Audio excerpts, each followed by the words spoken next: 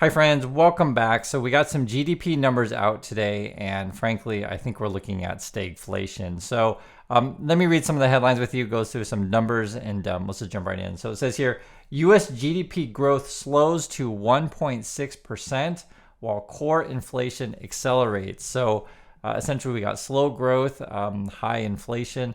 It's looking like stagflation. This is where we are now. You can see this here. And it was lower than expected, and this is our growth. So our growth is lower than the last couple of quarters. If you take a look at this, the actual came in at 1.6%. I guess we were estimating at 2.5, so we're lower.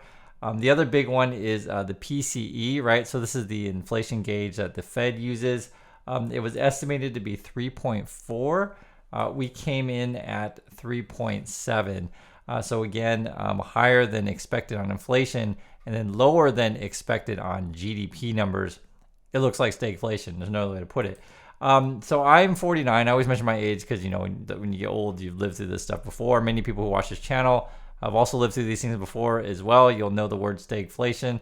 It's not fun to talk about. It is what it is. Younger people maybe have not experienced this kind of stuff. I was looking at this kind of different periods where we had this again. You're gonna have high inflation, low or no growth.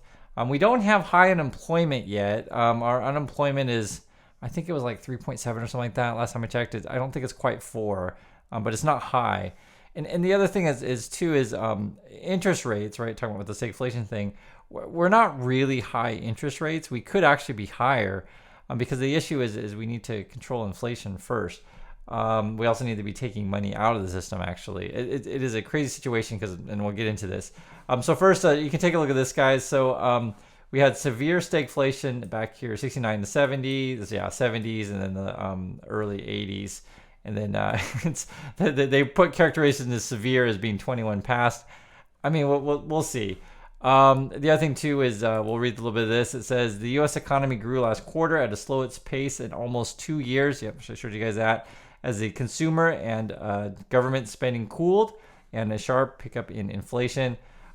Gross domestic product increased at 1.6 annualized rate, below all economists' forecasts. The government's initial estimate showed a wider trade deficit, subtracted the most growth from since 2022. The economy's main growth engine, personal spending, rose at a slower than forecast at 2.5. So that must have been the here. So I guess even our spending is down. My understanding with the just regular people thing is a lot of people have been living off savings. Savings is dwindling, and also too, I know people are defaulting more. It's supposed to be like your mortgages, auto loans, credit cards, etc. So people are struggling out there.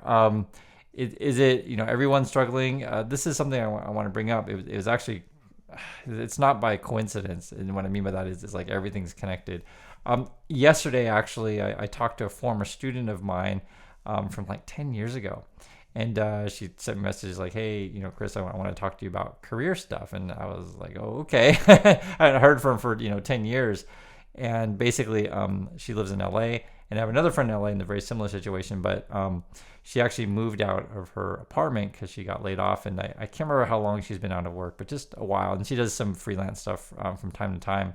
And then she moved back in with her mom, and basically is like, what do I do now? How long should this last? Should I take risks? This kind of stuff. And I'll just tell you my first advice to her, and it's the same advice I'm going to give to you right now, is if you've never lived through like an economic downturn, you don't know how bad it can get. And the best advice is keep your expenses low, cut your expenses, right? Don't put yourself under pressure of things that you don't need. So you don't need to go buy out that new car. You don't necessarily need to go rent the most expensive apartment. You don't need a new couch right now. Like figure out ways to just make sure that you're not taking big risks, and make sure you have an emergency fund. Let's say you're employed now, and things are going to be okay, but you don't know if things are necessarily going to slow down, and depending on your particular situation. So I'll just give you an example. Facebook reported their earnings. I think they laid off like 10% of their employees before it's considered they're cutting costs. We know Tesla was laying off like 10%. Many companies are. Not everyone is going to get laid off, right? I'm just telling you the truth. But I'm just saying a couple of my friends that live in LA did, and I know they just keep looking for work and there's nothing there. I know, actually, I take that back. I know 3 people in LA that, because I have a friend who moved from LA to Baltimore, and he's been writing all over Facebook and such, like, hey, I'm looking for a job, can anyone help me?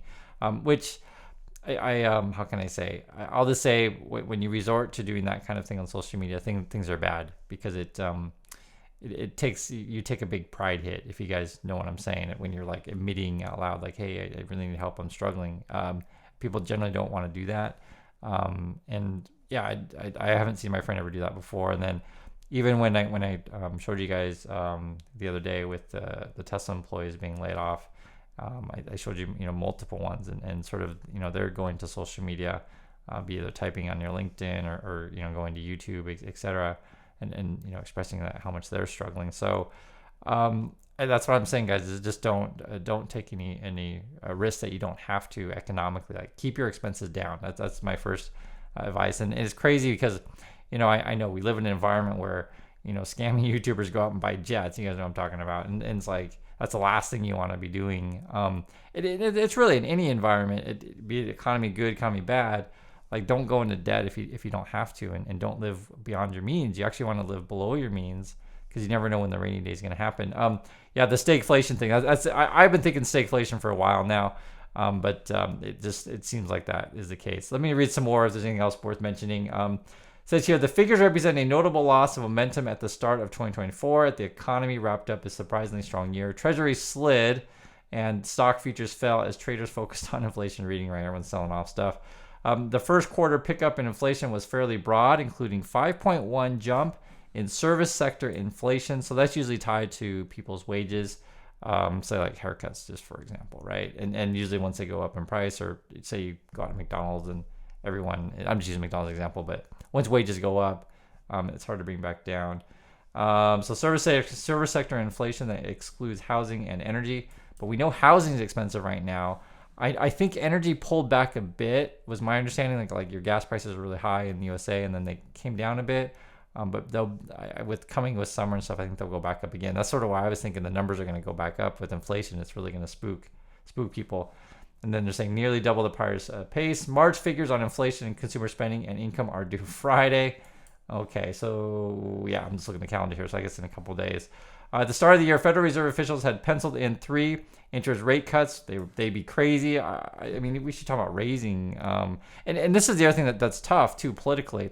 Just think of it this way. So let's say you're underwater in your credit card, general on your loans. You look at the price of food, energy, your rents, and your mortgages, etc., and you're like, oh my god, I can't afford anything. And you're in debt, and then you lose your job, and then like you got someone like me saying, hey, you got to raise your interest rates. Like, I'm not going to be popular. That's not popular to say. So I'm saying politically, it's not popular to raise rates. The issue becomes is, okay, from a just individual's perspective, just an individual single person perspective, and not talking about economy or anything, just think everything's so expensive, I need more money, right? Which makes perfect sense. And so then, like, okay, you're gonna have to get paid more. Or government's is going to give you a bunch of money, etc. Because we do that. I mean, we do. The government does subsidize whatever industries, like your EV industries or your farmers or whatever.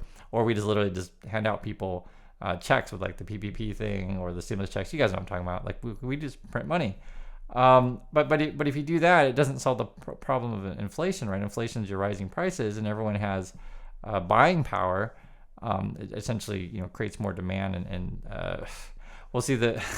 I was thinking about, like, with the pandemic situation, we had a shortage of supply and then increased money, and that sort of created this crazy situation that we're in. I mean, we got to stop the bleeding right now, right? So we got to get inflation under control, and that's sort of what's frustrating for the Fed, because there's all this pressure on them to cut rates, and also to quantitative tightening to get money out of the system. And you're going to have all these people complaining that they can't afford anything and they're losing their jobs, etc. I think the stagflation is not a good situation. So let's hope that something turns around in numbers. I don't want to sound all doom and gloomy, and I'll turn into one of those channels that tells everyone to go buy gold, right? Gold and shotguns and bunkers for everybody, right? I'm not going to do that. But I do read numbers with you guys, and mostly when we go over this stuff, I say the same thing all the time when we talk about these things: is don't be scared, be prepared, right? So if you things look pretty rosy in your particular situation, just be prepared, right? Don't go out and buy the yacht.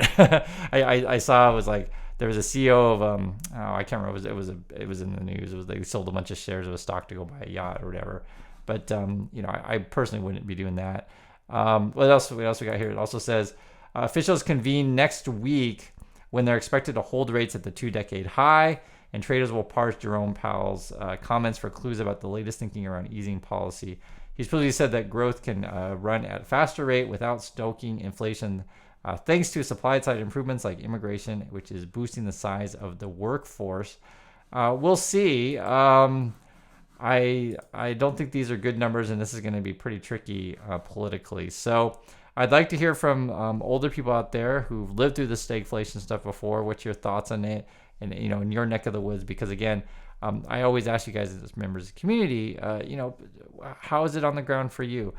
Sometimes when we talk about this stuff, and the Fed comes out and gives reports and stuff like that, they're kind of disconnected from regular people, and this is sort of when I just share with you guys, like, because I'm in Korea and I can just tell you, we get lots of crazy economic news. Right now, the problems with Korea is pretty similar to what's going on in USA, right? So we're concerned about China because Korea is a big trade partner with China, and if they're not buying anything, who are we going to sell it to?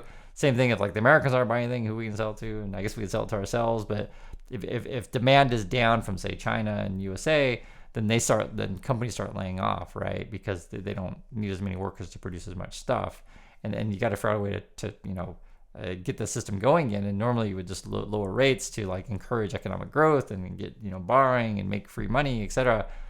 But if you're already in an inflationary environment, you can't really do that. So that's why this stagflation stuff is really tough to deal with. So anyway, just like to hear from you guys. I like to see how you're all feeling.